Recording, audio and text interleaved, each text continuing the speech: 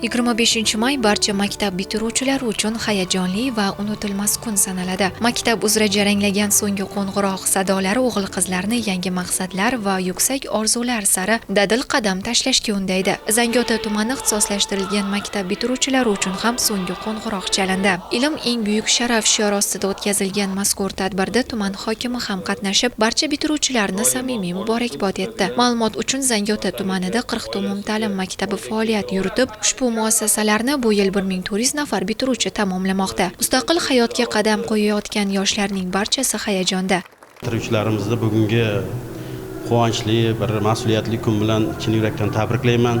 Mehnat qilgan, saboq olgan, quvonchlarga to'lgan do'stona kunlari bugun ortda qolib, ular kelajak sari intilmoqda. Bu yo'lda katta muvaffaqiyatlar tilayman ularga. Maktabimizda jami 412 ta o'quvchi bor hozir.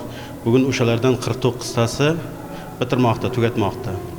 Ya'ni bugungi bo'layotgan so'nggi qo'ng'iroq bularga so'nggi qo'ng'iroq emas, balki kelajakka ochilayotgan cheksiz imkoniyatlarning eshigi deb bilaman. Maktabimizda bitiruvchi sinflarimiz o'rtasida bu yil 9 ta o'quvchimiz STEM olimpiadalarida qatnashdi. Bir o'quvchimiz viloyat olimpiadasida asosiy olimpiadaning 3-o'rinni egalladi. 50 dan ortiq sertifikatlarga ega bo'ldi. O'sha o'quvchilarimizdan 3 tasi sertifikatlar asosida 189 ballni, ya'ni eng maksimal ballni yig'ib oldi. 11 yil mobaynida darslarga shoshgan, yaxshi va yomon kunlarni, quvonchli shodon damlarni shu sinfdoshlari bilan o'tkazgan bitiruvchilarga endi bu kunlar armon. Ustozlarimga, sinfdoshlarimga omad tilayman.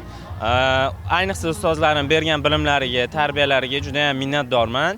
Maktabda o'qib IELTS oldim. IELTS dan 8 daraja. Bu juda ham yaxshi hisoblanadi. Undan keyin SAT ga tayyorlandim. SAT dan 1410 natijasini oldim va keyin nufuzli universitetlarga, Amerikadagi, Koreyadagi nufuzli universitetlarga topshirib, Amerikadagilarga grant ham yutdim, Koreyaga 100% scholarship ham yutdim. Agar prezidentimiz ixtisoslashtirilgan maktablarni, prezident maktablarini ochmaganida, bizga o'xshagan potensiali bor bolalar yopilib qolib ketaverardi.